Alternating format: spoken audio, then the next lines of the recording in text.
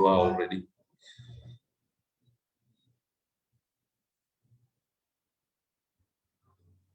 Thank you. Thank you.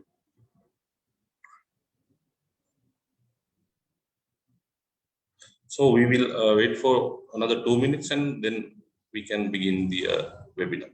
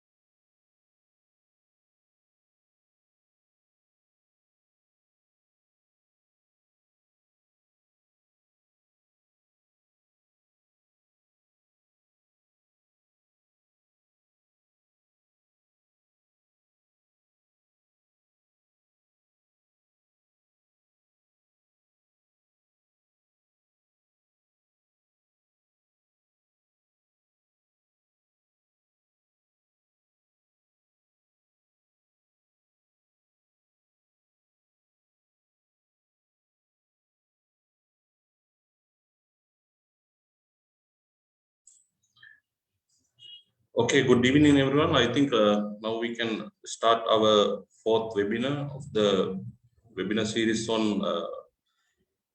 is agroecology a reality?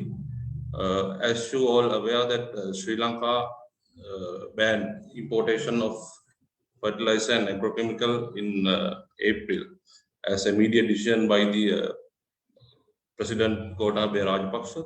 Then there was still there is a huge debate happening around this decision.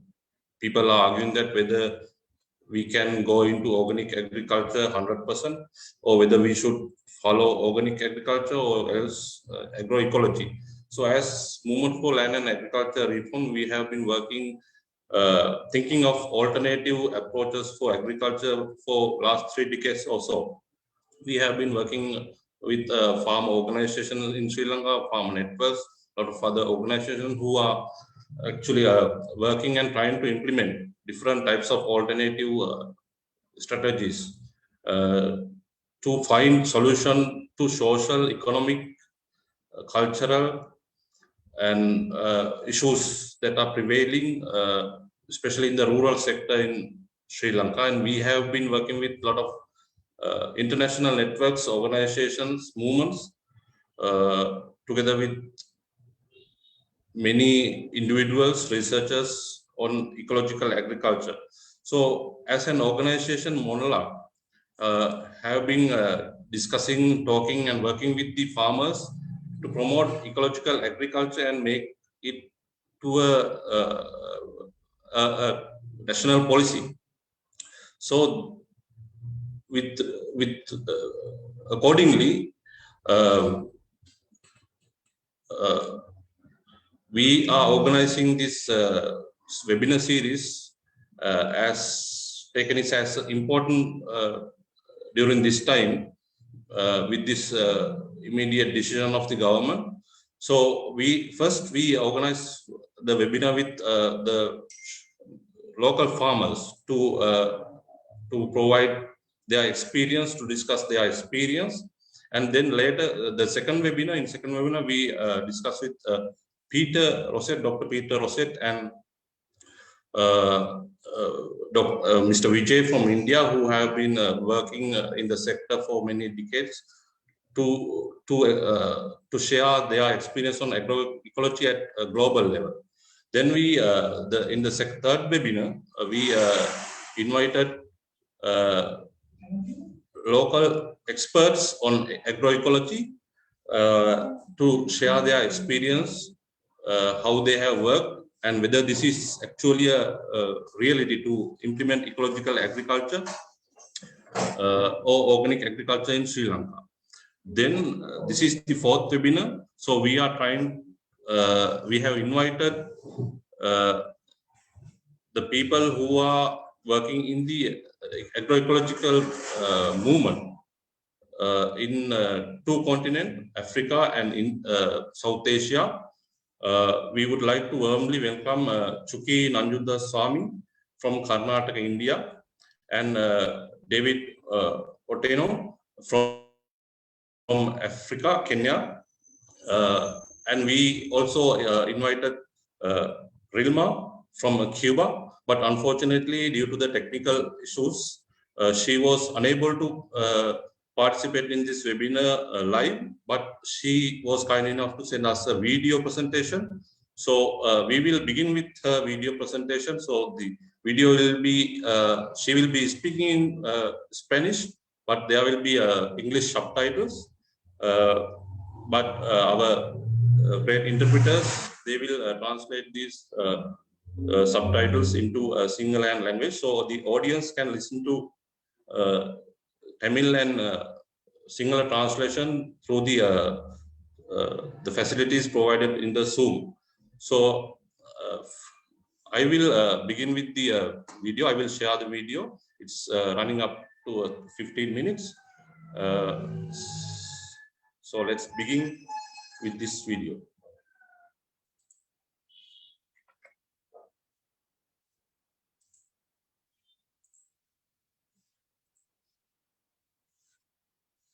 Hope all you can see this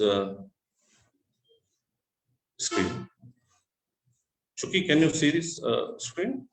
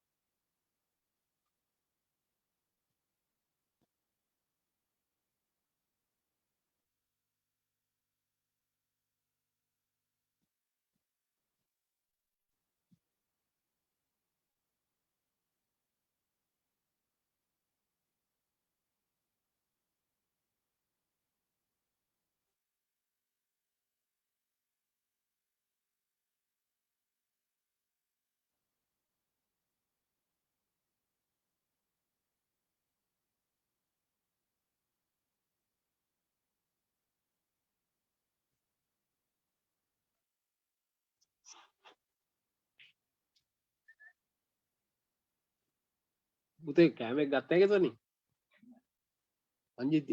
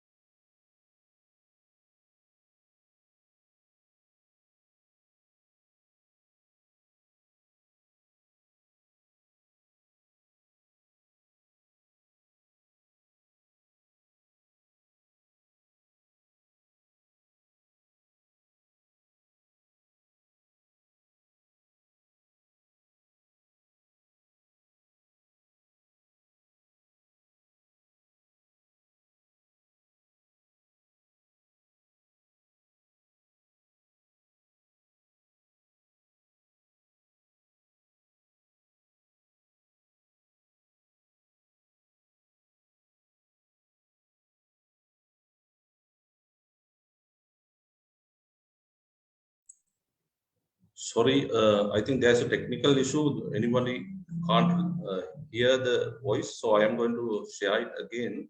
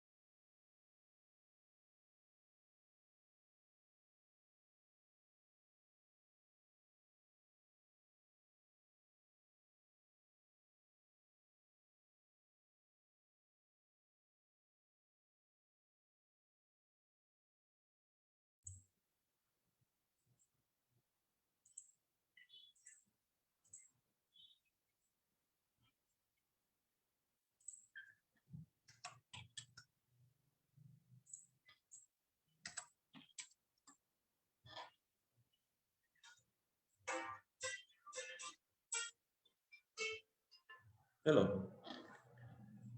Hello.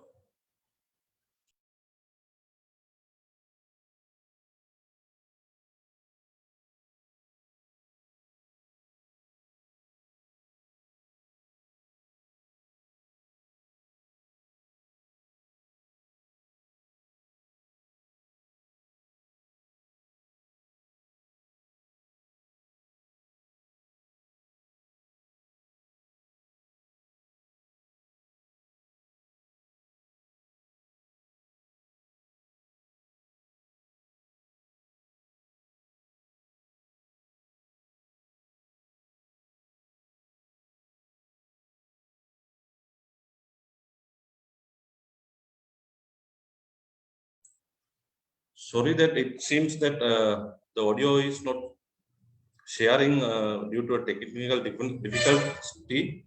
So we will try to play this video after the live presentation. So I would like to warmly welcome and invite to Chuki Nanjuda Swami. She is the uh, head of the coordinator of the KRRS in Karnataka, India, Karnataka State Farmers Association, and she is currently heading the Bhumi Agroecology Center, which is part of Lavia Campesina Agroecology Schools. Actually, Bhumi was conceptualized during the seed satyagraha, the Karnataka farmers' movement's fight for seed sovereignty against multinational seed companies' attempts to impose patent on life. So KRRS had a dream. It didn't want to just keep protesting against things, injustice, bad laws, and corrupt politicians. It also wanted to create the world it wanted to see. So we have been working with Amrita Bhumi for last 2 decades as members of Lavia Campesina. We have sent number of farmers and youth trainers to Amrita Bhumi to learn about zero budget natural farming. So Amrita Bhumi is leading the zero budget natural farming in South Asia. So I would like to warmly welcome Chuki, and this is the mic is yours. Thank you very much, Shamila. Thank you, Monlar, for organizing this very important webinar at this very important juncture, particularly for Sri Lanka. So we have been following your work from the last or more or less 25 years, and we have been working together, especially in making agroecology a reality in our own localities. And first of all, congratulations for having this decision made by the government of Sri Lanka on banning all kinds of chemical inputs in agriculture. This is a very, very important decision that the Sri Lankan government has taken. And this is a very great opportunity as well. So this is the time which gives us, all of us, the responsibility, who are part of Sri Lankan, country, and who are also outside, who are trying to give give the right path to agriculture and to the rural livelihood, which has basically lost its path, basically, which is in a great confusion. So there are many forces who are trying to play around the rural livelihood, the lives of the people who live in the rural areas, who depend on agriculture. And as a result of which, we have had a number of farm suicides in our countries, not just in India, but in many South Asian countries, as well as in many developed countries. So as Via Campesina, we have always been saying as a global farmers movement that the model which is pushed by the global capitalist forces in the name of green revolution, in the name of organic farming, in the name of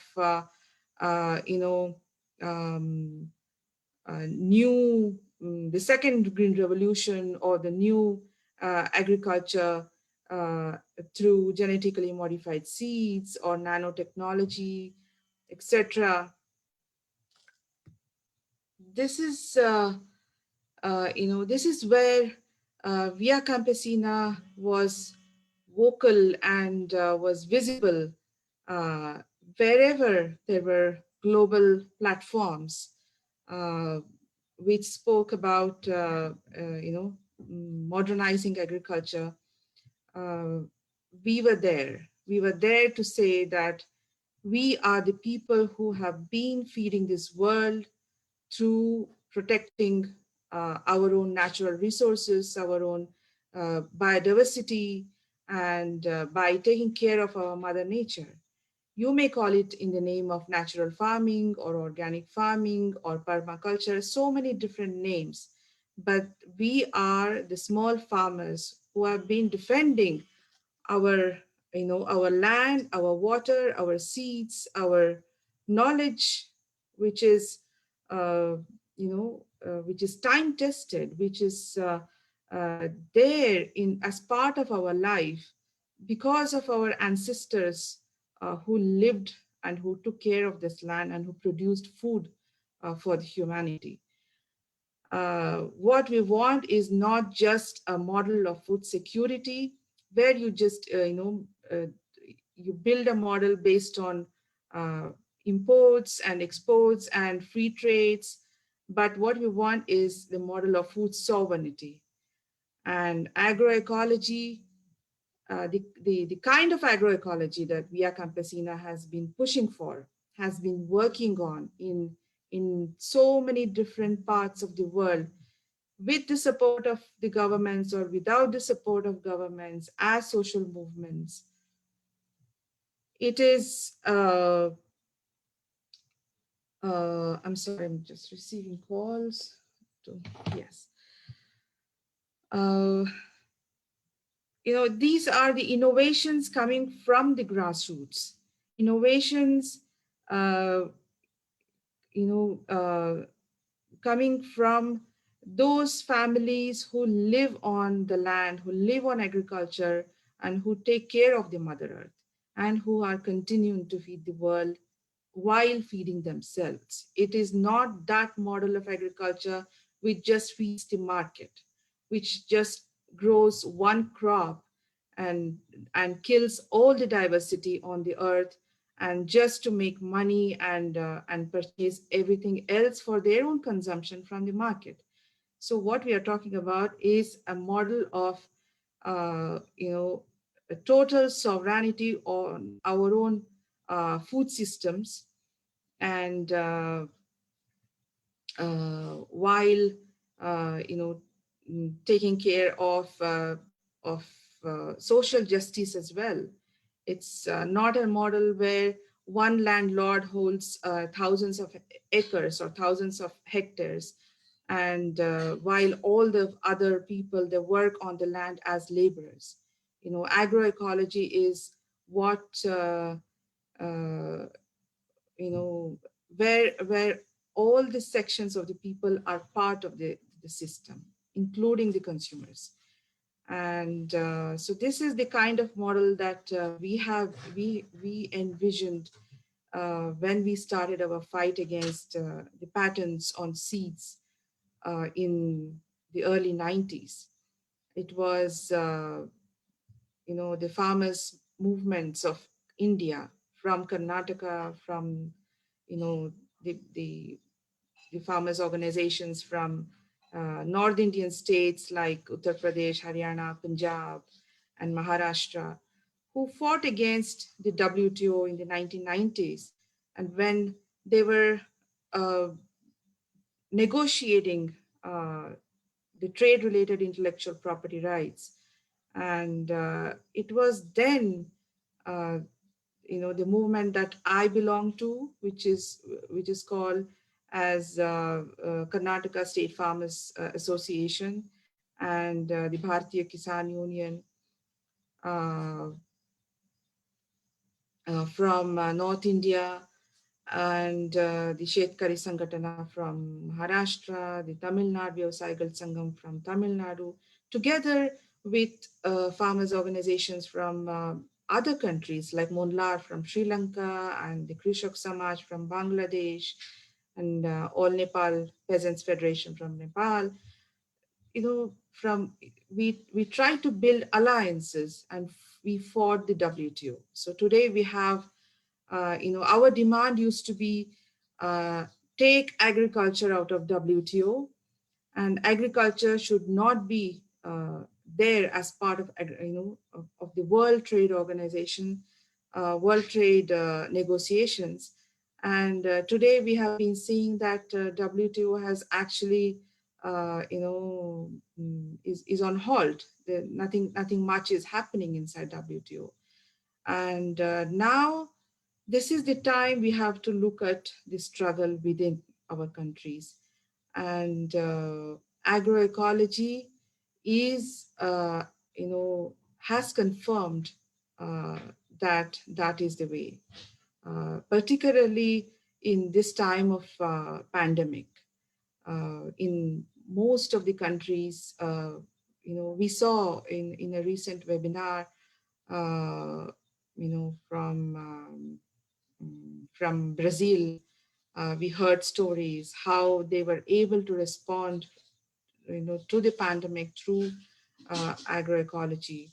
And in just at the beginning of this uh, webinar, we saw a video where Rilma was talking from Cuba about what kind of response they are building to agroecology. So friends, the opportunity that you have in Sri Lanka will definitely invite all kinds of again forces, or kinds of people who wants to take advantage of it. And this is the time where we have to take care that agriculture will not be derailed once again in Sri Lanka. And we have live models, we have live examples. For example, there is a package of practice which is called as the zero budget natural farming, started by a farmer scientist called Mr. Subhash Palekar from India. Now you are also practicing it in Sri Lanka, uh, and it was taken to Sri Lanka uh, through via Campesina, and it was not we were there much before the governments were there. Governments were even talking about it. Governments were even realized about it. So we were there as ordinary people, people from the social movements, saying that there is an alternative. The alternative exists, and the alternative doesn't have to come from from Washington, from multinational companies like Bayer or Monsanto, but we have alternatives on our own villages, in our own countries. And now the governments are slowly opening up. In India also, we see many state governments have come up with some policies to support this kind of agroecological practices, but they're not sure how to support it. For example, we have a state called Sikkim, which calls itself as the total organic farming state. We are very happy about it. We are very proud of it. But what kind of a model that they are following? Most of the produce that is grown in Sikkim gets exported. That is not the kind of model that we need.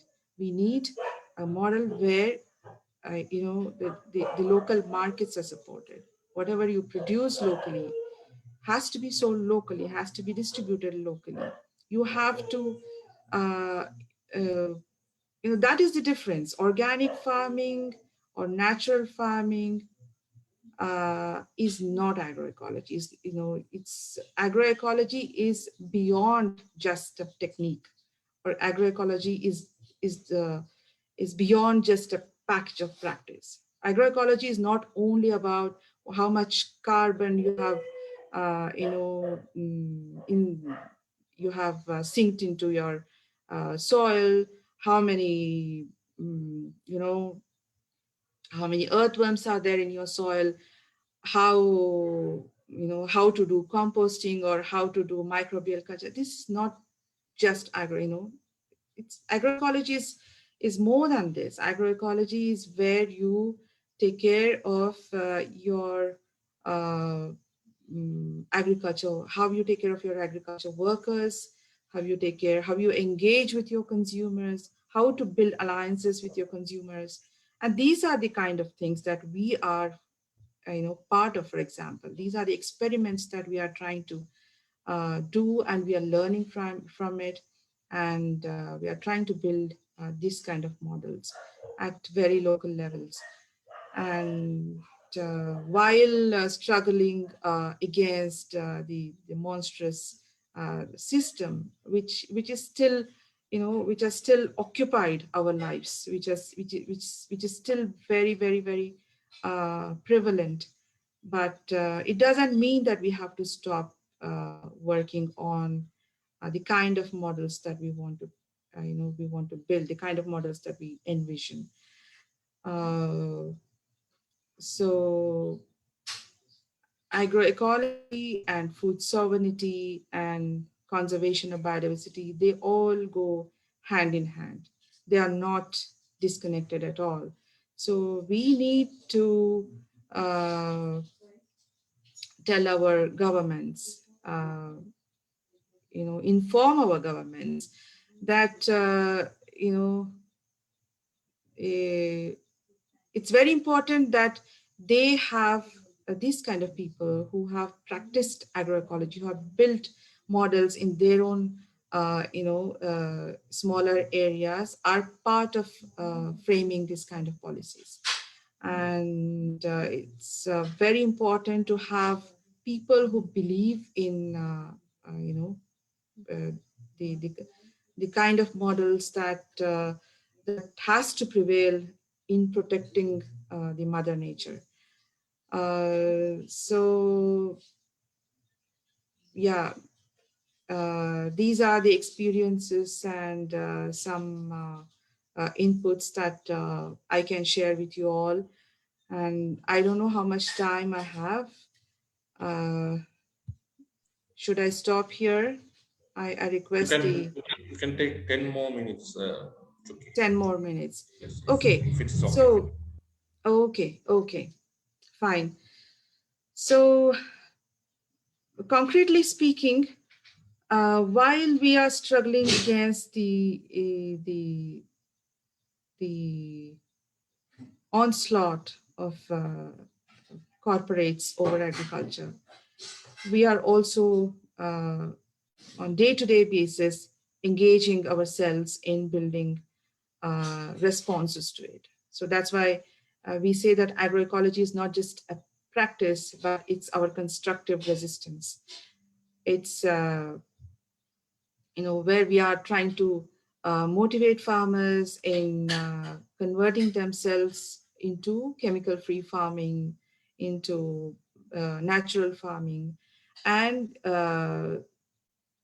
we have to immediately give them market assurance. So, assure them with the market that you know with a better price, the better price, with a price which is scientifically fixed, which honors their time, their labor, and at the same time you have to also work on educating the consumers.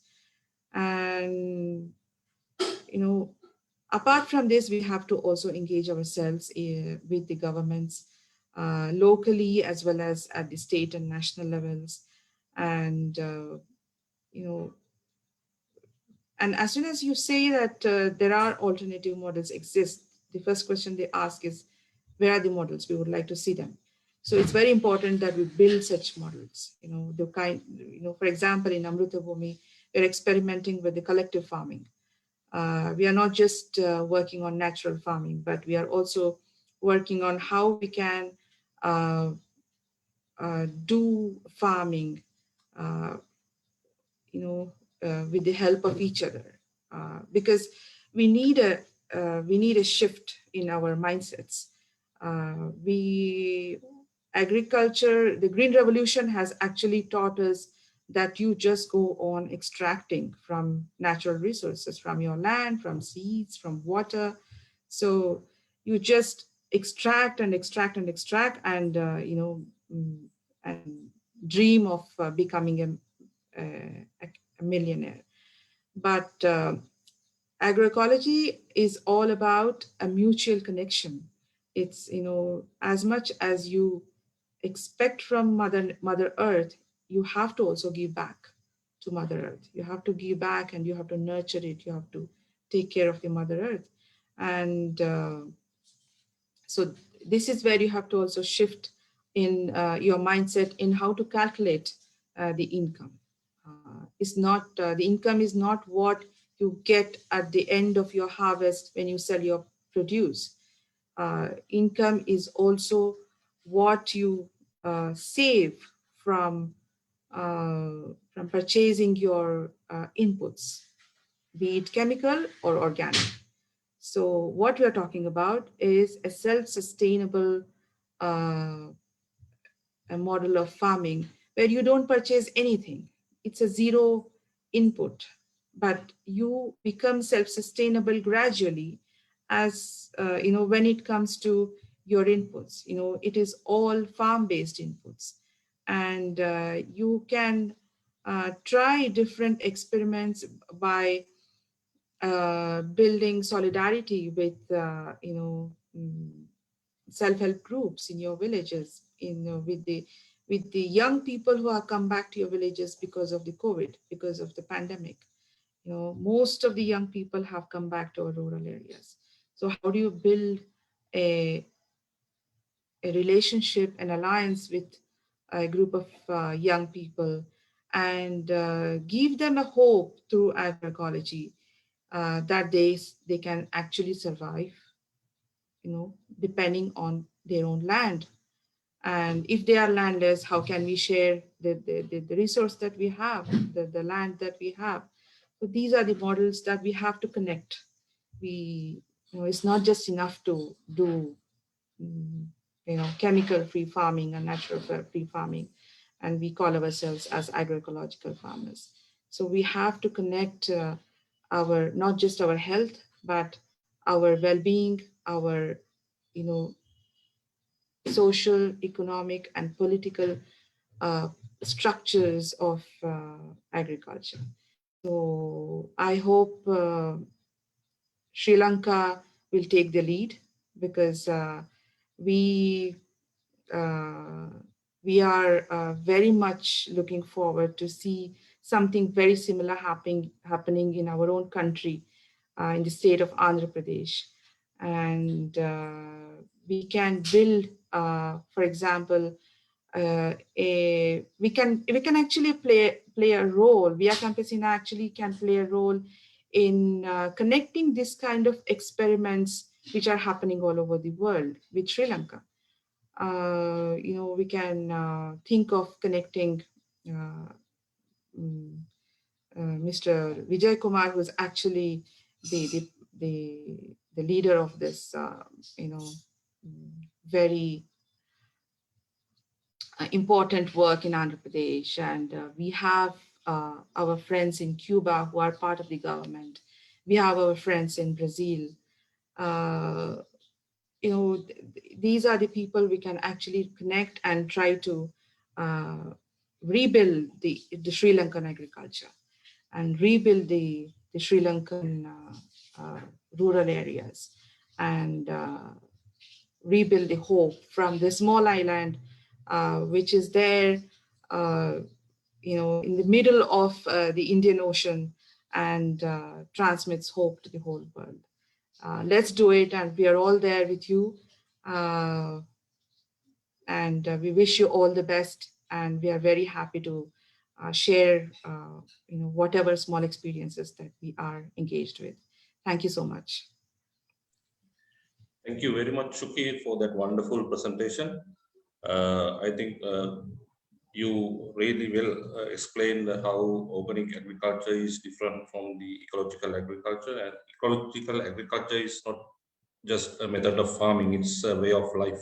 It's the solidarity with the environment, human, and it's an economic model. So there are a few questions already, but we will allow to answer after the next presentation. So I would like kindly ask you to be with us, so then we can get back to these questions.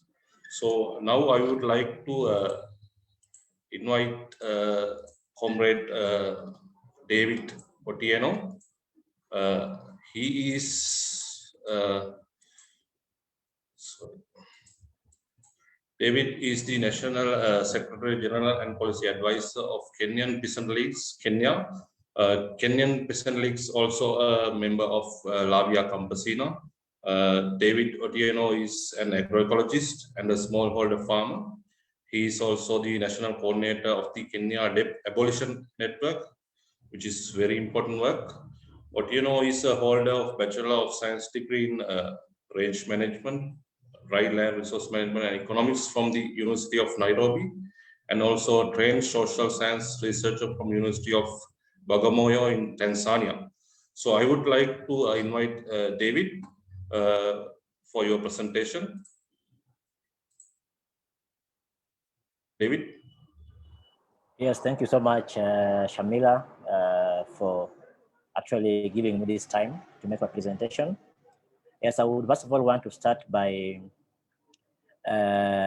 actually congratulating Monlar and the Sri Lanka people for this great move of declaring the country as chemical-free, use of fertilizer and agrochemicals to become an organic country. That's a great move. and it's an inspiration to movements, especially in Africa, in La Via Campesina and in Kenya. It's an inspiration to us, and it gives us, when I heard about this information, I was very happy. And actually it gave us a lot of energy and inspiration to be able to push for the same. And definitely the transnational corporations that are pushing for fertilizers and agrochemicals are not happy. And that's why the movements in Sri Lanka and all the movements in the world needs to be in solidarity with the Sri Lanka people, such that we don't have a situation whereby such strides are rolled back. And just to start, I want to say that agroecology has actually become a reality because it's a way of life. In Africa or in Kenya, if you go to rural areas, traditionally people have been using indigenous seeds. People have been coming together during planting to plant together, to harvest together, to exchange seeds. So it's a movement, and it's becoming a reality. And that's why you are seeing a lot of onslaughts, both at the global level, at the regional level, and even at the national level. We are seeing a lot of onslaught from transnational corporations. Like right now in Africa, there is a process of developing guidelines to harmonize all the seed laws in Africa. You look at the East African region, there's a process of coming up with the East African Seeds and Plant Varieties Act, which is actually based on the UP of 91.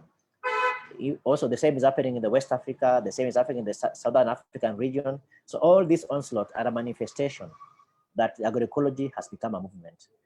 And it's a movement that is not based on economic power, but it's based on the solidarity that has been built by the local communities, the local movements, members of La Via Campesina, and the peasant farmers, workers, fishers, who have, despite being deprived of resources, deprived of being deprived of government support, they have been able to continue feeding the world. So that's a very important point that I need to raise. And when we see people being fought, then you realize that it is because of the good work that you've been doing. So peasant agroecology basically is a way of life. It's a way of life. And it treats the earth with respect and care.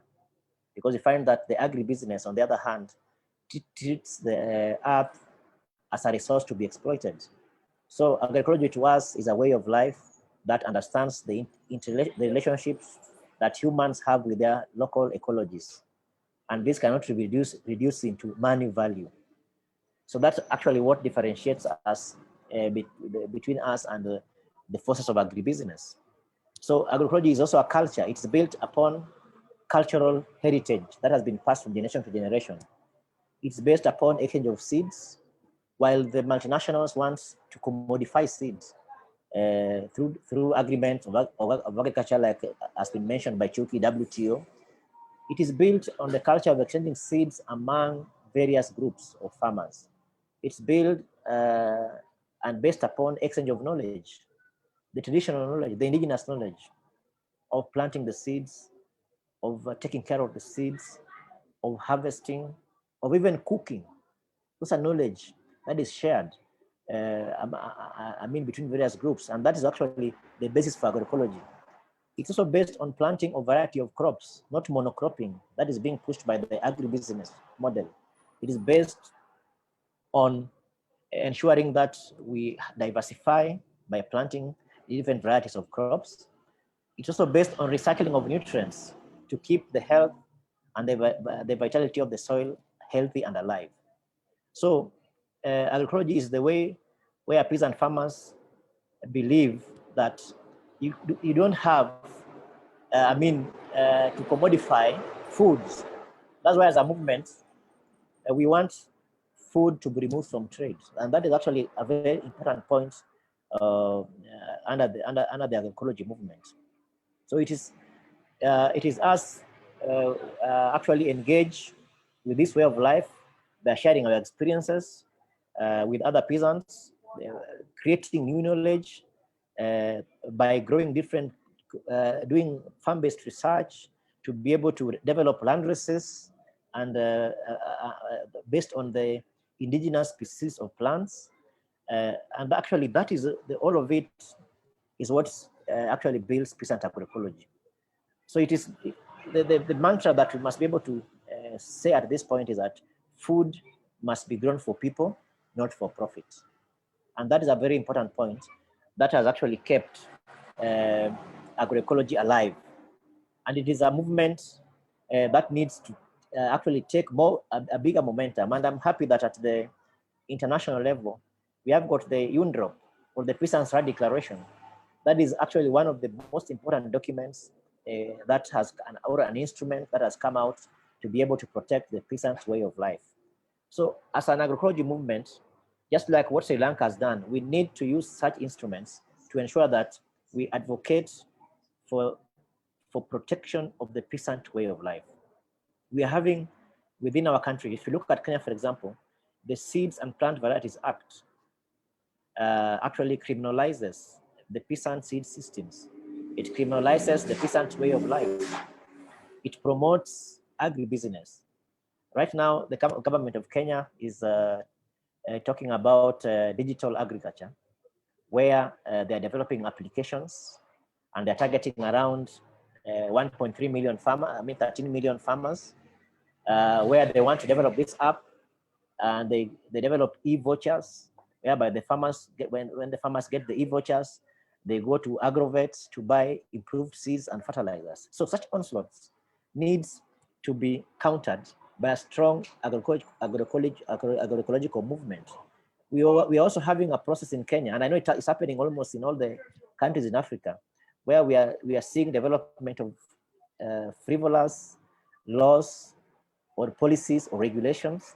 Like we're having in Kenya right now, we have got the livestock bill, which is actually criminalizing smallholder beekeepers, saying that for you, telling them they cannot sell their honey unless they buy beehives from specific service providers who are actually multinationals.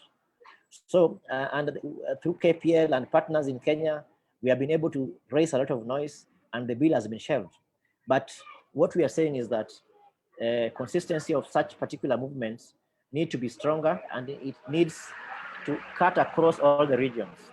So that's why when we're talking about the narrative of the transnational corporations, that the peasant way of life or the agroecology is traditional, it's primitive, it can't feed the people, we have to, as a movement, we have to develop counter narratives that actually build in case for, because it's a propaganda war. I'm sure now in Sri Lanka, the transnational corporations like Monsanto, Bayer, Syngenta, they're not going to sleep. They're going to come up with a lot of narratives, trying to say how the government has actually, exposed the people to hunger. They're even going to fund political leaders so to form governments that are going to reverse such gains. And that's why we also need transnational movements, which bring together all the movements from across the globe that are going to be able also to, so that we can also build synergies and help ourselves to protect our way of life. So peasants who practice agroecology withstand and recover more quickly from extreme weather conditions, from extreme shocks. And if you look at COVID-19, for example, which is a very big shock, it actually hit Kenya.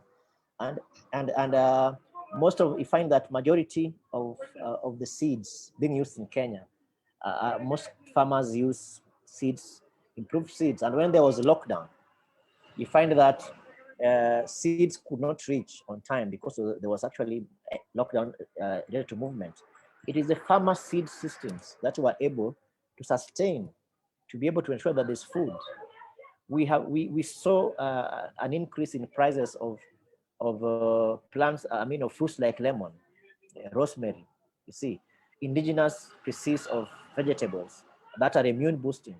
And as a response, the peasants and the members of KPL have been responding by actually growing fast maturing immune boosting indigenous herbs that have been able to sustain the various families during this time. We find that issues of vaccine, we say that the biggest vaccine against any disease like corona is food, healthy food, nutritious food. So whether you get the jab of AstraZeneca and you are hungry, you will still die. And COVID-19 actually just exposed the soft underbelly of the global food production system that is based on that is based on nini, that is based on on uh, on on industry, that is actually based on accumulation of profits. So COVID-19 basically exposed this, and it has actually exposed that it's a peasant way of life that can be able to support the people during such shocks. We also have another shock in Kenya called locust, the desert locust invasion, which actually decimated most parts of the North Rift, northern Kenya, northeastern Kenya, and northwestern Kenya. And again, you find that as Kenya Peasant League, during this period, we have received a lot of demand for seeds, a lot of demand for knowledge on how to maintain the seeds. So it is that's why I agree that agroecology should take a movement approach, because it is a way of life. And a movement is built based on activities. It's built based on solidarity. So we have to ensure that we reach out to as many farmers as possible, to as many consumers as possible, so that we can be able to expand and build a broad-based movement to form a united front against the forces of the transnational corporations that are hell-bent on commodifying land, on grabbing land, on polluting our rivers, on ensuring that we go the inorganic way. It is very sad that while Sri Lanka government is going organic way, Kenyan government, basically last week, the Kenyan government approved field cultivation of GM cassava, and they're using COVID-19 as a guise, that because we have to recover from the shock, we have to get food. Now they are actually now going to farmers, trying to give them this GM cassava or BT. We're also seeing trials of BT cotton, BT maize. So these are bad practices. And that's why I said that the news from Sri Lanka is actually a very big news to us. It's an impetus, it is giving us the impetus of ensuring that we need to mobilize and work hard so that we have to reverse some of such bad practices that are being propagated by the Kenyan government. So you find that I've talked about the indigenous knowledge, traditional seeds, different varieties of crop. When the peasant farmers practice that, they ensure that they have a healthy and varied diet for themselves and their families. So by planting a variety of crops with small grains that can be stored for years, such as sorghum and finger millets, the peasants that are more resistant to drought, the peasants are actually showing that it is futuristic in nature. If you look at the discourses around climate change, which is actually being promoted by the dominant food production system that we're having today, it is being caused by the fossil fuel based food production system. And agroecology itself is achieving climate justice by ensuring that we take care of our soil rather than destroying the ecology by large commercial plantations. The agroecology preserve the various varieties, they preserve grasses, preserving trees that conserve water. By using manure, animal manure or composting that can be taken from and processed on farm, peasant farmers keep nutrients and recycle them. And by producing locally for local markets, the peasants actually reduce the food miles or the distance covered by food, which is in itself also a contributor to climate change. So we are having false solutions being propagated by transnational corporations like GM seeds, Red Plus projects, you see, carbon pricing, geoengineering, I don't know, any using forests as carbon sinks, you know, those are false solutions, because you find that the transnational corporations are the ones who have caused the problem. And you cannot solve a problem using the same logic that created it. That's why as a movement, the peace and agroecology movement, we insist that they cannot sit on the table and again tell us that they want to bring solutions, yet they are the ones who cause the problems. Solution is peace and agroecology. We also have the concept of the agroecology schools, because we have to ensure that this local knowledge is being passed from generation to generation through systems, farm-based systems. That's why even in the La Via Campesina Southern and East African region. We are now in the process of developing the agroecology, peasant agroecology curriculum or module that is going to be used with all our members in their farms. And it is based on looking at the history of food production in our region. It's based on what is agroecology and how can agroecology enhance food production. It also has an aspect of the political perspective. What instruments exist that we can use both locally, regionally, and internationally to be able to advance, peasant agroecology. It also has an aspect of field work, practical work, where within the farms, within the community, we have to have community reconstruction programs that are based on the principles of peasant agroecology, food sovereignty, and climate justice, because peasant agroecology alone has to be anchored with the objective of attaining food sovereignty, and also with the objective of attaining climate justice. So again, maybe as there's what we call the seeds, and I want to talk about something about the seeds and the relationship between the seeds and peasant debts, and the relationship between the corporate seeds, because we have had situations where projects like 1 Acre Fund being pushed by Syngenta, where they go to rural areas, in depth the farmers by giving them farm inputs, telling them that you don't have to pay now, you'll pay after the harvest. But they come with conditions that you must you must have a solar panel. So they're also saying solar is saving the environment. So they give the farmers solar, they give the farmers television sets, and also seeds, but they have to pay. So we have had situations whereby the farmers have been indebted. Some of them have run from their rural areas to escape being arrested. They have come to slum areas.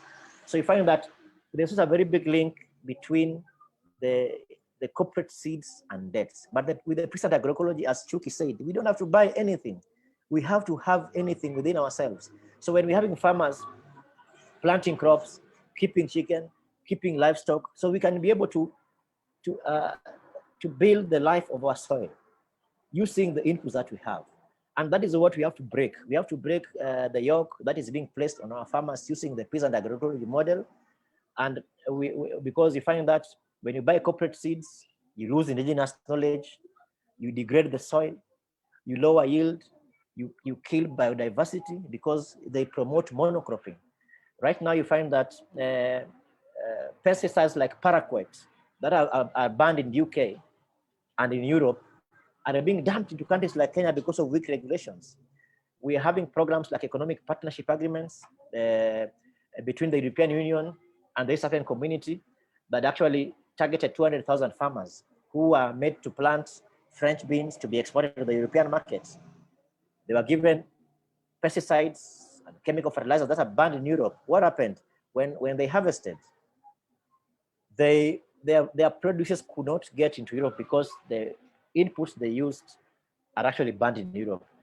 That is why we have to make peasant agroecology as a movement that is liberating the people. So to me, or to us, peasant agroecology is a liberation movement. It's a movement to fight for the independence of our farmers. It's a movement that should be based, and using the peasant agroecology schools, we need to develop narratives. We need to develop narratives that debunks or deconstructs the lies that are being pushed by transnational corporations by telling farmers that GM seeds or hybrid seeds grow faster, while we have seen farmers who have grown them and they take longer, they get lower yields. So we need to document such knowledge. We need to put them into a form that we can be able to fight the propaganda that is being peddled by the transnational corporation. So again, as I conclude, peasant agroecology is not opposed to new technologies.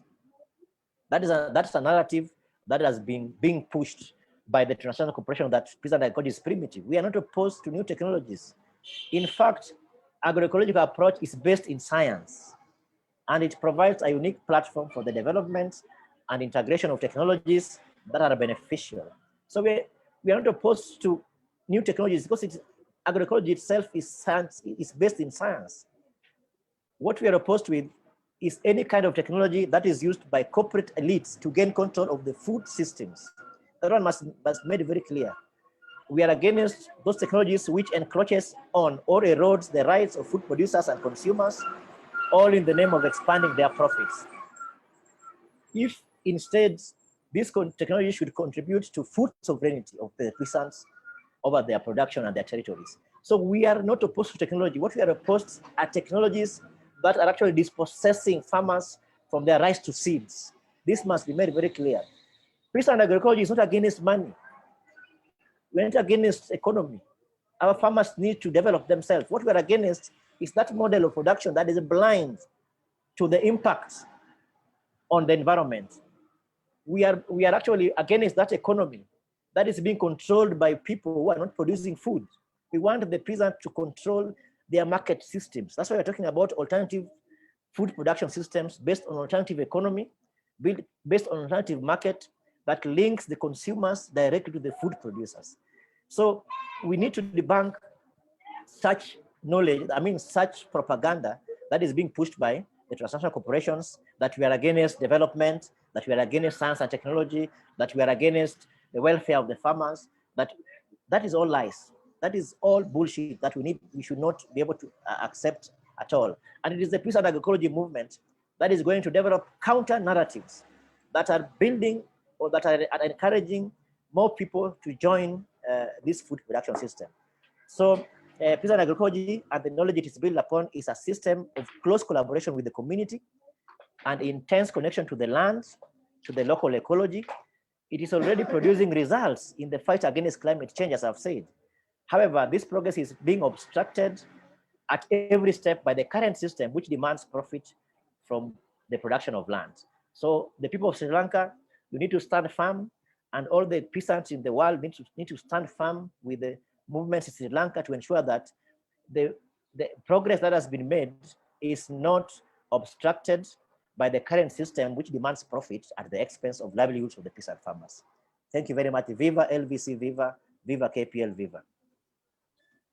Thank you very much, David, for that inspiring presentation. It is a brilliant explanation about why agroecology need to conceptualize as a movement.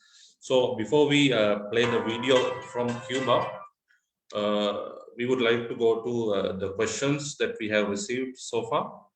So first of all, I would like to ask both of you. Chuki, I hope you are with us. Okay, thank you.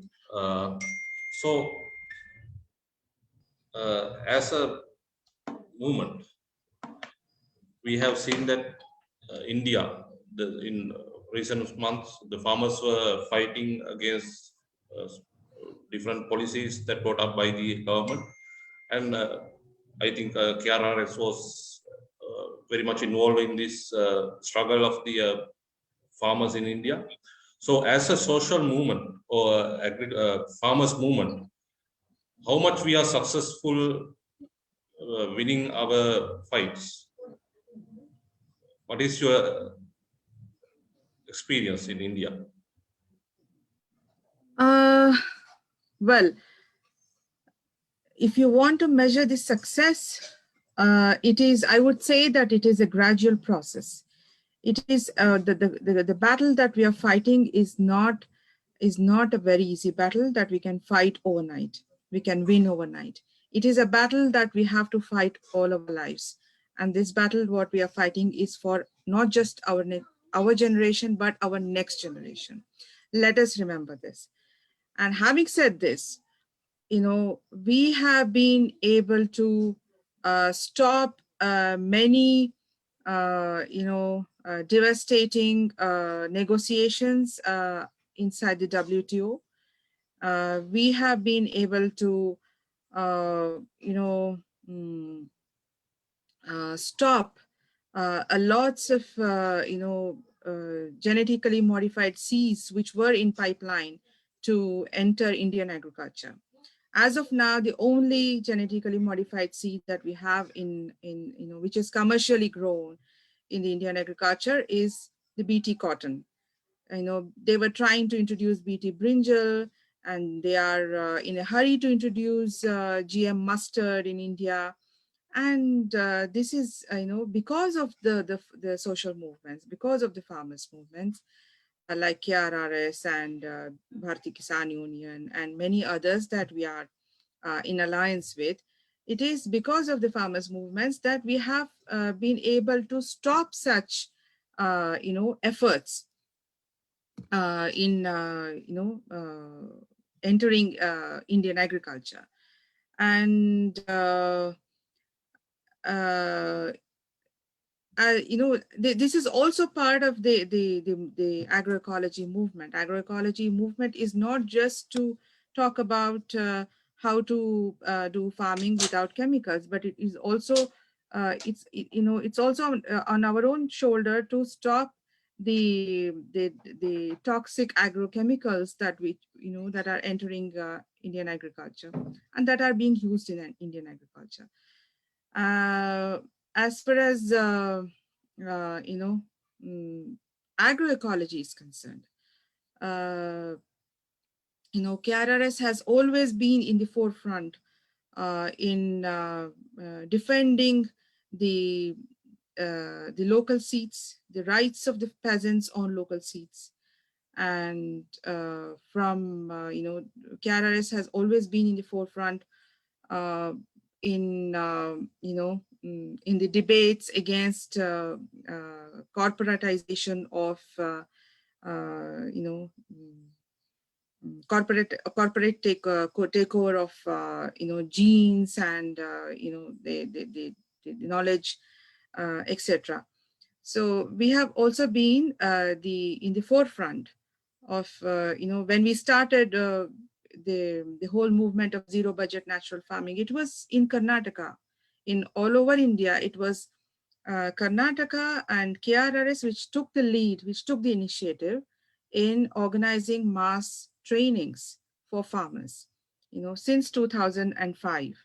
So, this is the work that has actually gave us, result gradually. And this is, today we are seeing state governments coming up with policies in terms of supporting natural farming. This has not happened overnight. This has not happened just, just with a few people, one or two persons. It has happened through a social movement.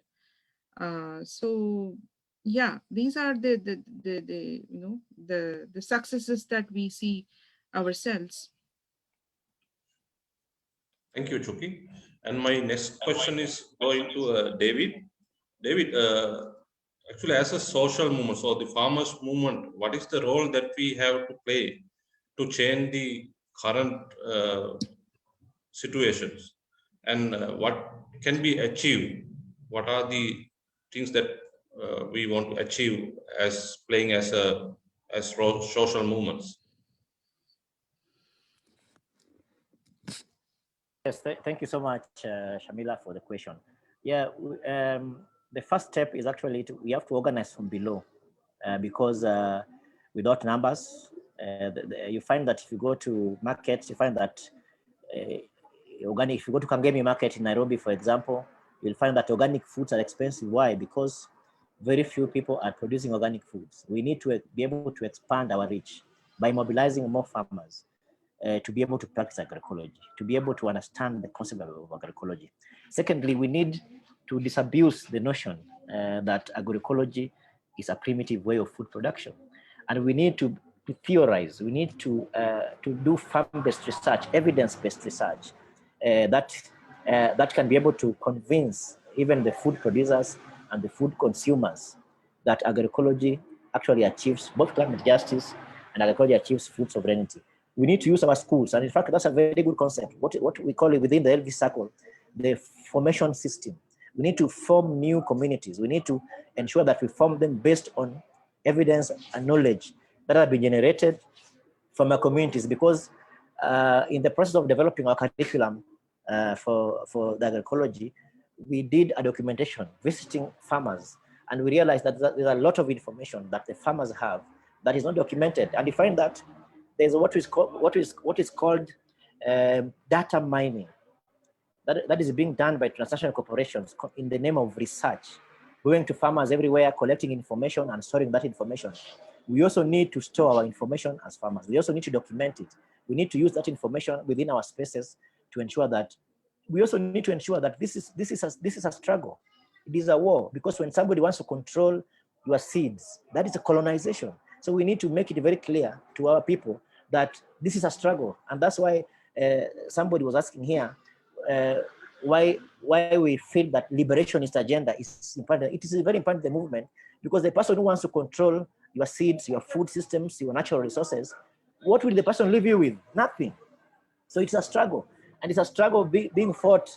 Today, they don't have to use guns to overthrow India. They use debts. They don't have to use guns and bombs to colonize Sri Lanka. They use debt. We also need to fight against debt, the debt system that is being used to patch things like liberalization, free market systems. We are seeing in Africa, we have got the African Continental Free Trade Agreement that is being developed. We have the UK Kenya Free Trade Agreement.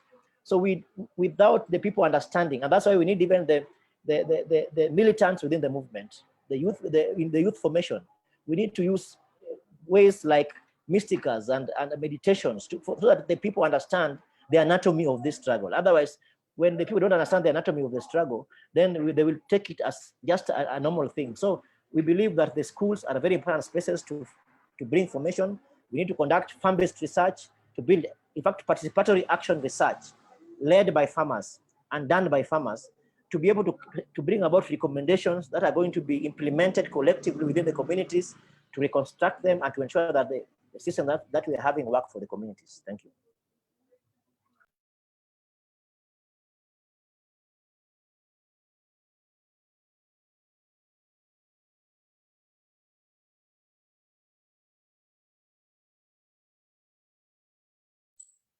Sorry. Thank you, David. I would like to go to another question coming from Kalpa. This question goes to both of you, Chuki and David. His question is, what are the strategies that your movements, groups use to bring farmers together to practice ecological agriculture? This is a very good question. And what kind of motivation and encouragement that the movement of both of you carried out through non-market means and market means? And the third part of the question is also, please share with us your experience and progressive propaganda for a practical practice like this.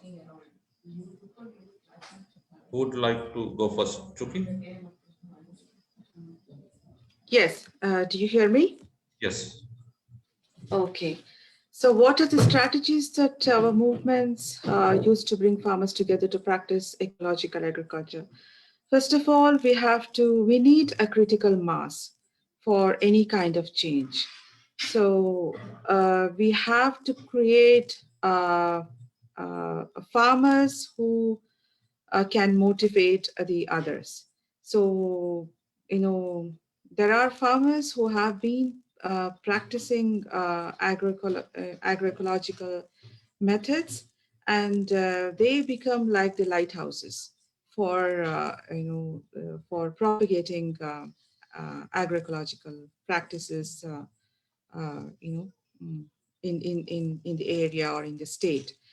The second thing, what are the strategies that we can have when we want to convert farmers into agroecology? For the farmers, it is a livelihood. It is a source of their livelihood. So you can't ask them to take the risk of converting all their land all of a sudden. First of all, you have to build faith on on this kind of chemical-free, self-sustainable agroecological practice, which which can debunk all kinds of myths that is there in their mind. So it's very important to build that faith.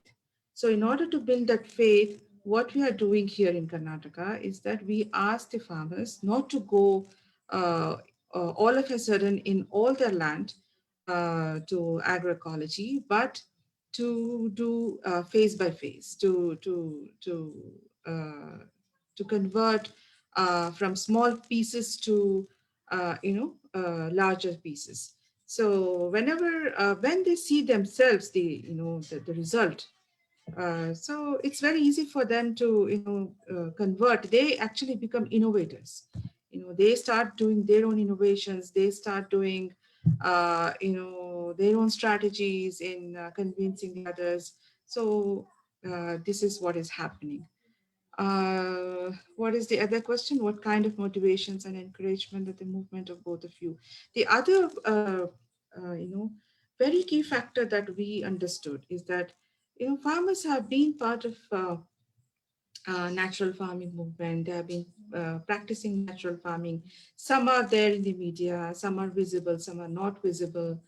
But one of the questions, all of them, including the star farmers that you may call, used to say is that whatever we grow, but where is the market that we have to sell?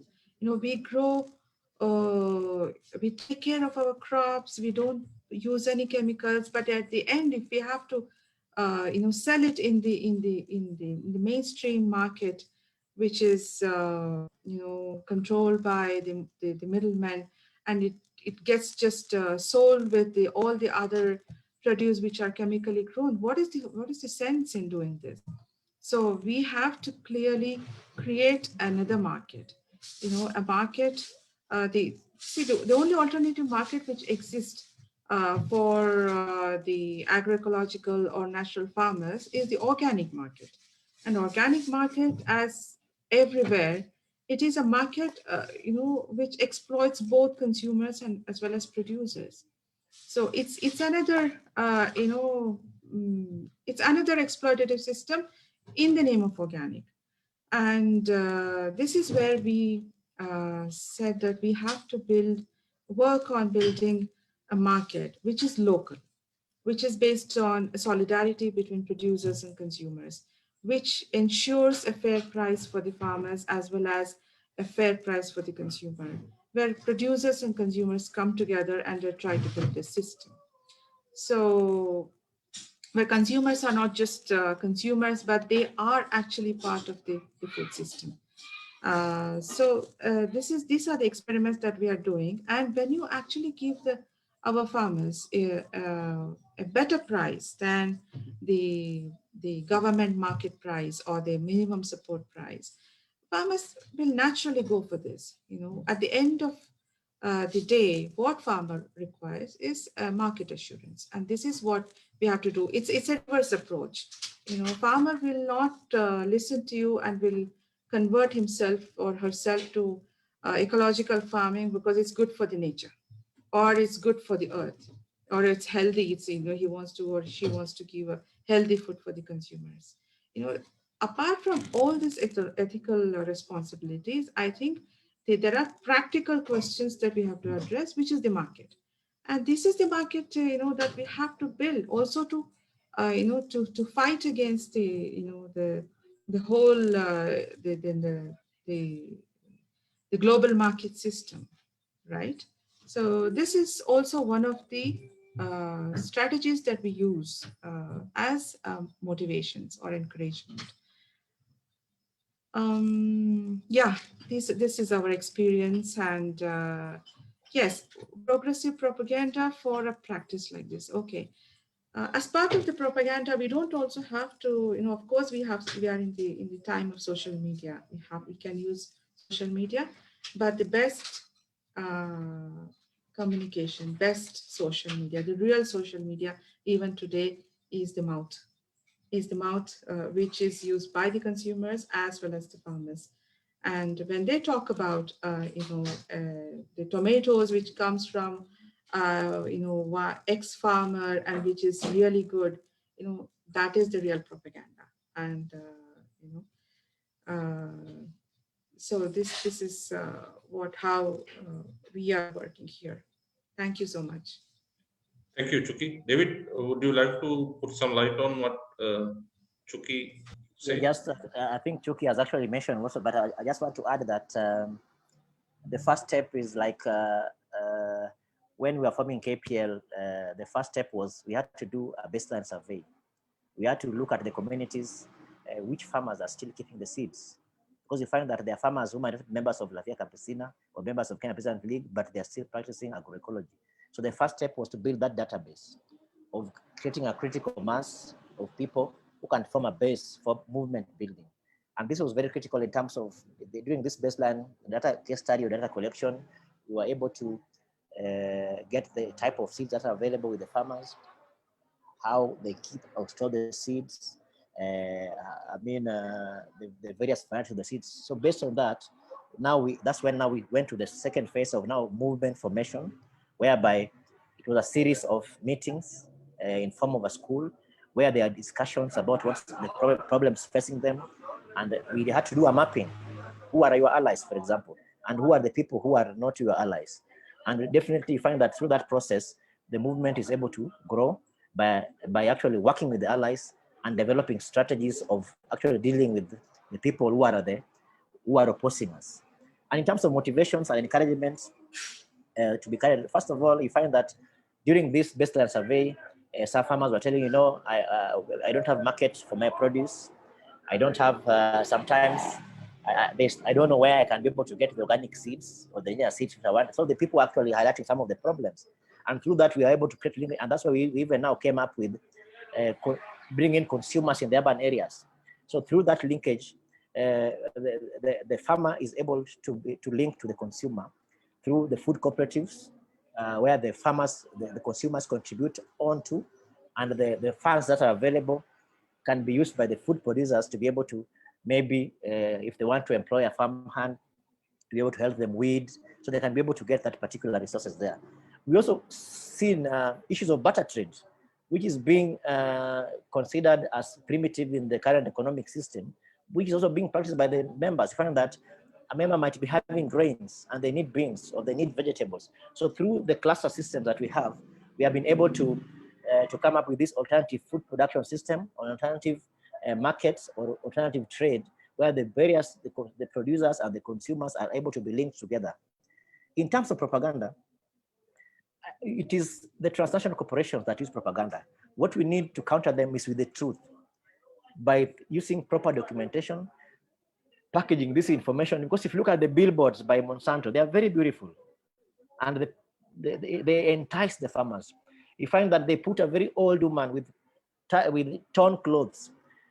So it's a portrayal that food production is not for the young people. We also need to actually be able to advance the fact that it is the food producers, it is the young people who have the energy, it's the young people who have the knowledge to come up with solutions to the problems that are facing us. So you find that even in Kenya today, like we're having lockdown due to COVID-19 in some 14 counties, the government came up with a list of essential service providers, but unfortunately, they did not include food producers as essential service providers. And that's what we are.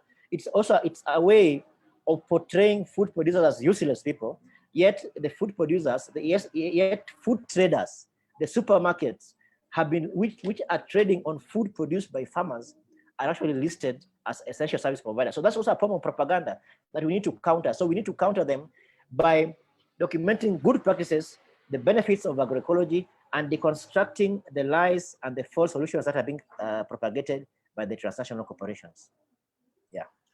Thank you very much, Chuki and David, for that comprehensive answers for the first question.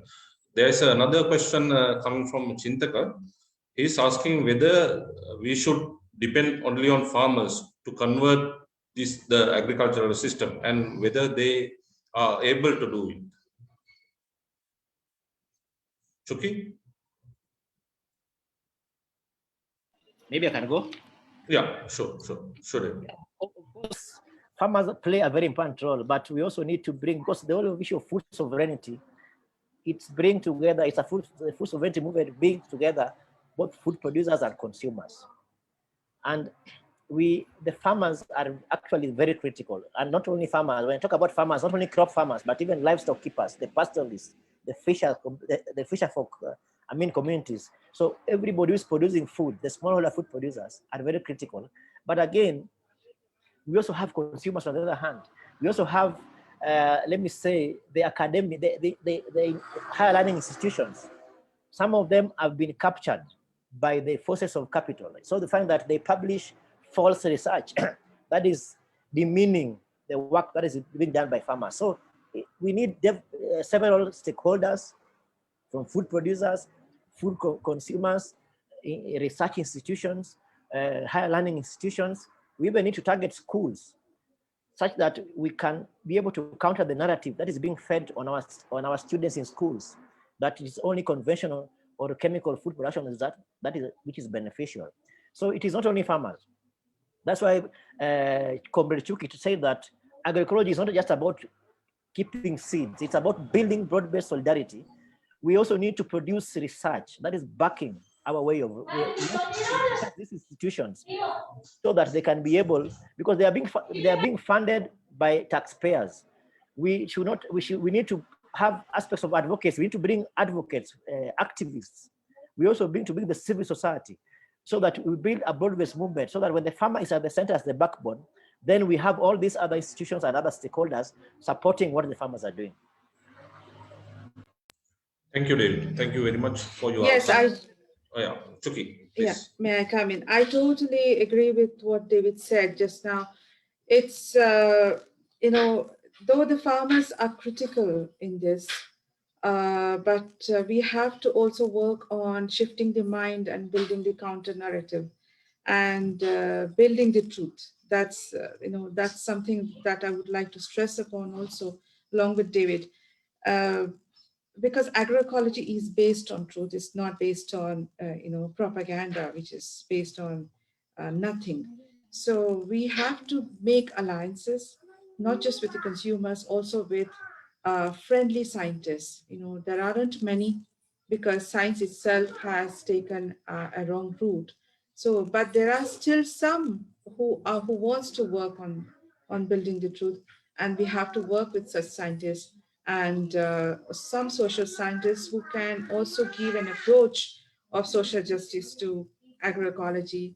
And what I have always felt in the international debates and forums wherever we participate, that we lack data, we lack our own research. That's because we are the farmers organization. We are not a group of scientists. And those who are supposed to do research in favor of the farmers, in favor of agroecology, they are not doing it. They're all totally sold out to the transnational corporations.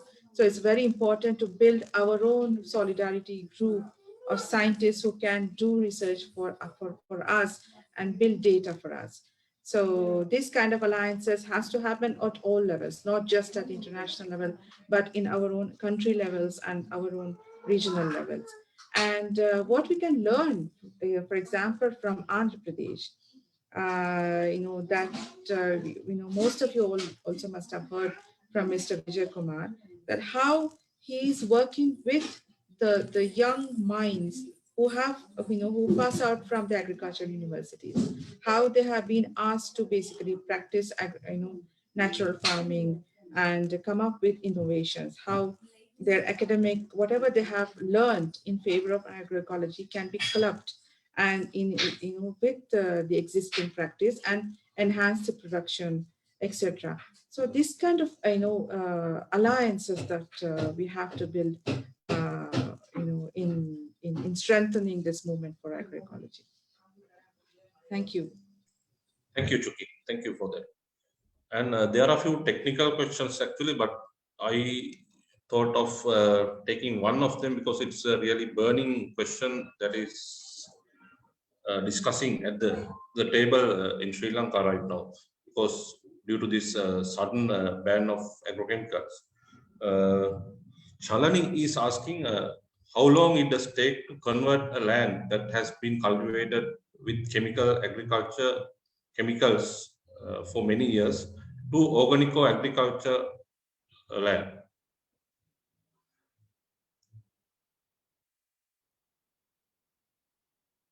Chuki, maybe you can answer. Yeah, maybe I saw the question, and Yeah. first thing, it actually depends.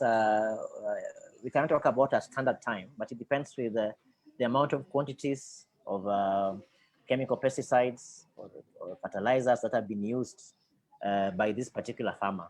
Yeah, but one way is that these lands can be regenerated by actually improving the quality of our soils. For example, by ensuring that we start going the organic way by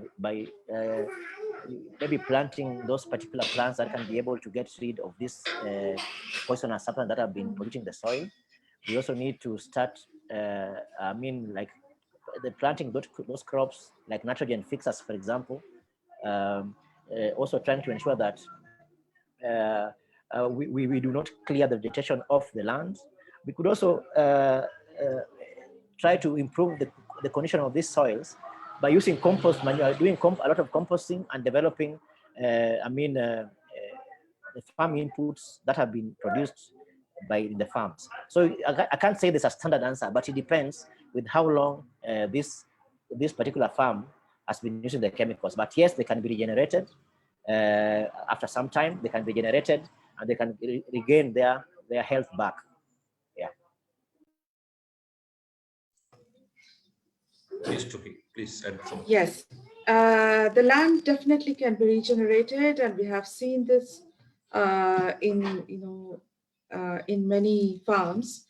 And it's difficult to say how many years it will take to convert itself. But not less than 3 years. Let's say that what we need is the humus creation in our soil and the activity of the microbes in our soil, and along with taking care of companion crops and not doing monoculture, and doing your own farm based microbial cultures. Like, for example, we do something called Jivamrita that most of the Sri Lankan farmers who are part of ZPNF, they are aware of it.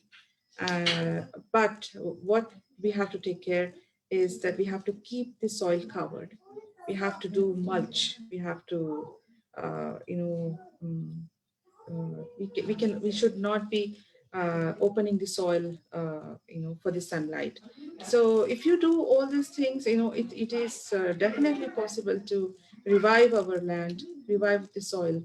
And when the soil is strong, then it's very easy to fight the pests and diseases. It's like our body. When we build our immunity system, the way we are fighting the COVID. So it's similar. So it is possible in our experience. Thank you, Chuki, for that answer. So I think according to the time allowed, we would like to stop the answering for the questions. Now we would like to go back to our video from Comrade Rilma from Cuba. I would like to kindly ask Nawaz from LVC Secretariat to play.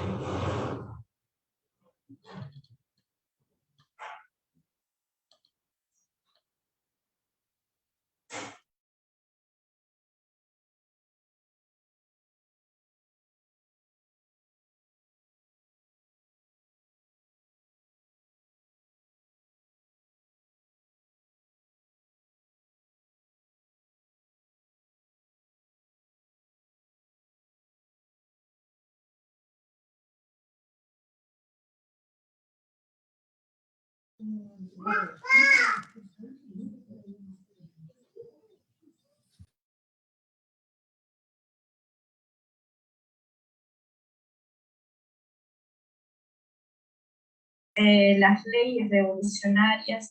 Un saludo para todos desde Cuba. Mi nombre es Filma Román Nogueira, pertenezco a la Asociación Nacional de Agricultores Pequeños de Cuba, organización que se constituyó el 17 de mayo de 1961. Precisamente en este año estamos celebrando nuestros 60 años de creada. Organización que fue fundada por el comandante en jefe Fidel Castro Ruz, a partir de todas las leyes revolucionarias de inicio de la revolución donde nos convocó a la unidad de todas las personas que trabajaban en el campo, y se creó una sola organización campesina que la llamamos Asociación Nacional de Agricultores Pequeños. Hoy nuestra asociación agrupa a más de 400.000 campesinos en todo el país. Estamos presentes en todas las provincias y en el municipio especial Isla de la Juventud. Nuestra organización representa los intereses y aspiraciones de los campesinos y la contribución en el desarrollo económico, político y social del país. El primer deber del campesinado cubano es producir para el pueblo. Y en eso estamos inmersos todos los miembros de nuestra asociación. Estamos viviendo tiempos muy difíciles, tiempos de crisis, tiempos en que el mundo está enfrentando la pandemia de la COVID-19, pandemia que no esperábamos que durara tanto tiempo y que ha sumido al mundo aún más en una crisis económica, política y social. Nuestros campesinos estamos produciendo alimentos, estamos también prestando la contribución en los centros de aislamiento, tanto en la atención de los enfermos como en el abastecimiento de alimentos para esos enfermos y el personal de la salud que está laborando en la primera línea, en la línea roja de atención a esos pacientes que han contraído esta penosa enfermedad. Todo esto unido al papel que también está jugando el Estado revolucionario en la atención y en el apoyo que se está dando al seguimiento de toda la evolución de la pandemia. Y cuando hablo del Estado, hablo también de la unidad con el pueblo. Hablo de los científicos, habrán visto las noticias, como ya Cuba tiene dos vacunas ya que están poniéndose en el cuerpo y en los brazos de los cubanos y también en otros países del mundo. Una de ellas con una alta eficiencia en su impacto, y estamos esperando que la vacuna Soberana 02 también en la efectividad tenga un alto por ciento de efectividad. Eso dice de una isla pequeña, una isla bloqueada por el gobierno de Estados Unidos injustamente hace más de 60 años, y el potencial científico con que contamos, que forma parte de la soberanía de nuestro pueblo. Es el único país de América Latina que va a vacunar al 100% de su población con vacunas propias. Eso mismo de la soberanía alimentaria, de la soberanía, lo estamos practicando en la producción de alimentos. Nuestra organización, desde hace más de 20 años, impulsa el movimiento agroecológico de campesino a campesino. Instrumentamos la metodología de campesino a campesino, que no es una metodología propia cubana, es una metodología que trajimos desde Centroamérica, específicamente de Nicaragua y Guatemala, y nuestra organización se apropió de esa metodología y le hemos hecho contribuciones a la metodología, a partir de que es una forma de formación, por decirlo, utilizando las palabras, que los propios campesinos, de campesino a campesino, se van pasando los conocimientos, las experiencias, el intercambio de semillas propias, de materias primas para elaborar piensos, para elaborar abonos orgánicos, y se basa fundamentalmente en la práctica. Hay un dicho muy popular entre nuestros campesinos que vista hace fe.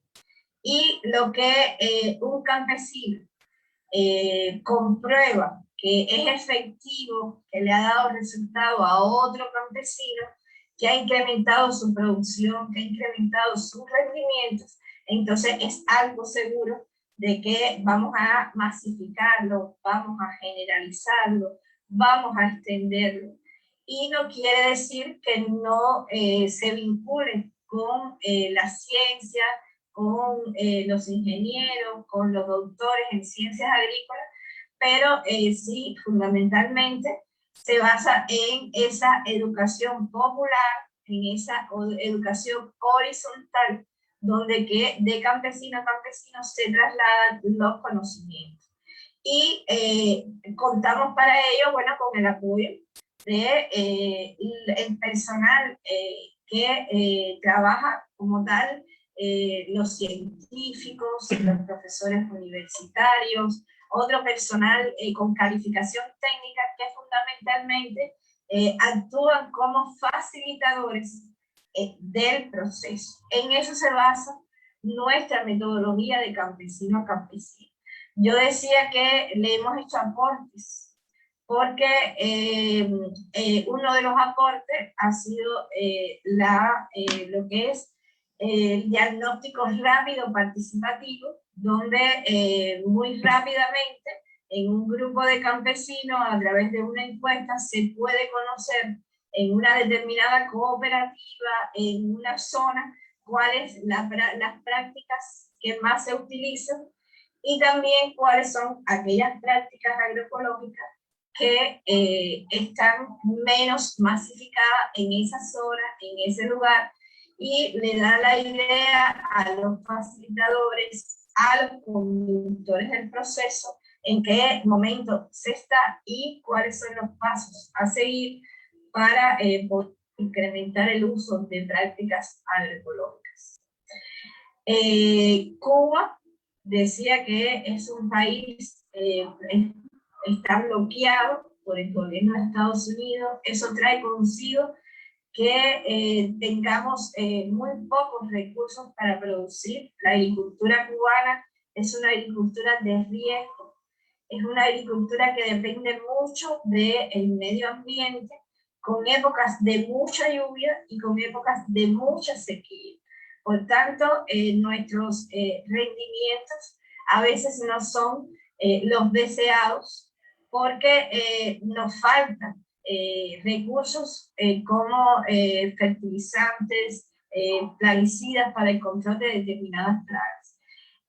Nosotros, los agroecólogos, los que promovemos la agroecología, vemos en esta situación una fortaleza porque nos permite trabajar mejor con las personas y demostrar que se puede producir sin productos químicos, que se puede producir con el uso de los abonos orgánicos, los bioplaguicidas, los biofertilizantes, el uso de microorganismos eficientes para poder obtener nuestras cosechas, nuestros cultivos sanos, libres de residuos químicos, y quizás el impacto cuando se usa productos químicos a la vista sea mucho más rápido y mucho más, digamos, de mayor tamaño los frutos, la maduración sea más pareja, pero lo que sí podemos asegurar que los frutos y los alimentos que vamos a obtener con el uso de la agroecología, de las prácticas agroecológicas y la agricultura orgánica son mucho más sanos, mucho más saludables, y también vamos a obtener rendimientos medios en muchos casos. Y de eso se ha tratado, de nosotros como parte del camino hacia la soberanía alimentaria, nuestra organización, a través de su propia estructura, su propia organización de funcionamiento, llegar hasta todas las familias campesinas, Es algo que no lo vamos a lograr en un día, es una metodología de sensibilizar, de enamorar a las personas, de demostrar que es válida y de ir involucrando poco a poco a esas personas. Nosotros hemos logrado involucrar a más de 150.000 familias campesinas en el país. Es algo que nuestra organización, la Asociación Nacional de Agricultores Pequeños, no lo hace sola. Tenemos vínculos de trabajo con diferentes asociaciones, la Asociación Cubana de Técnicos Agrónomos y Forestal, la Asociación Cubana de Productores Animales, las universidades, los más de 30 centros científicos del país que trabajan temas agrícolas, y también con las organizaciones de políticas y de masa, con el apoyo del Estado cubano. Hoy hay un plan nacional, un plan de soberanía alimentaria encaminado precisamente a el incremento al uso de estas prácticas agroecológicas. Hoy se está revisando, se está recogiendo los criterios para aprobar una política de agroecología en el país. Es decir, que además de haber tenido una reforma agraria, además a los inicios de la revolución, de entregar la tierra a los que verdaderamente la trabajan, también vemos que el Estado cubano se preocupa y se ocupa de aprobar políticas públicas que conduzcan a la soberanía alimentaria, al uso de la agroecología, y eso es lo que podemos compartir con ustedes, lo que creemos que es válido aplicar esta metodología a través de las estructuras de la propia organización, y también nosotros poder sensibilizar al Estado en que el uso de las prácticas agroecológicas, de la agroecología, disminuir el uso de productos químicos, ya sean abonos, ya sean plaguicidas, ya sean diferentes tipos de insumos que se utilizan en la agroecología, es válido, es factible, es posible. Desde Cuba lo estamos logrando. Nos falta mucho en este camino hasta la soberanía alimentaria por recorrer, pero creemos que andamos por buen camino. Aquí estamos los cubanos, y en lo que podamos compartir con ustedes sería muy bueno. Conocemos la organización de mujeres de Sri Lanka y otras organizaciones del continente asiático, y sabemos que también tienen excelentes experiencias, y de ahí este intercambio internacional que estamos abiertos a colaborar, a cooperar, a intercambiar. Un saludo para todos y abrazos solidarios.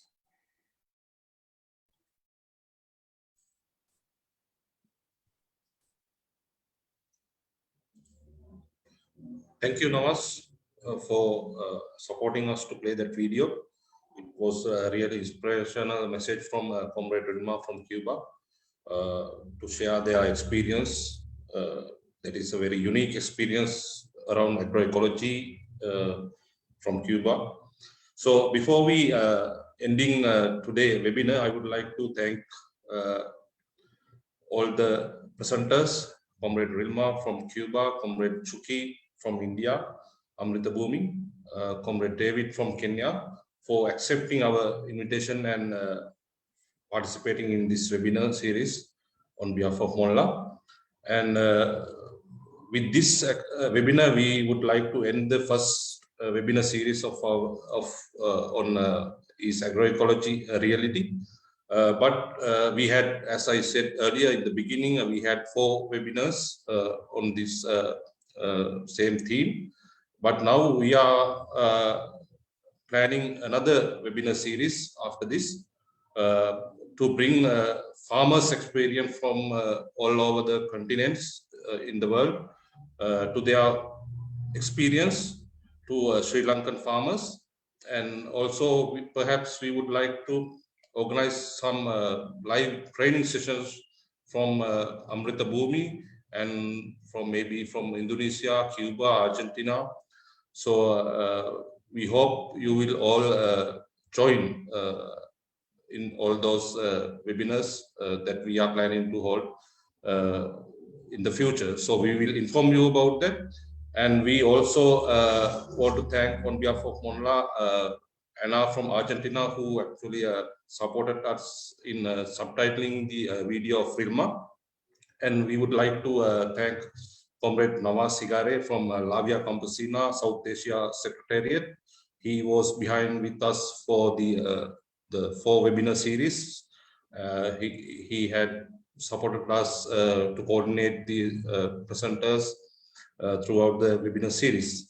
And I would like to also thank our heartfelt gratitude to our respected interpreters who did a great job throughout the webinar series, Mr. Nimal, Shivankar, and Jesudasan, Comrade Jesudasan from NAFSO.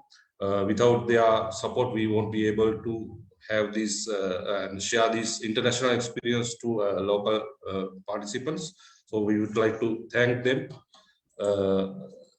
And we would like to thank all our Monlar staff members who were behind the scene supporting us to organize this webinar series. So we are actually before the time we can finish the webinar today.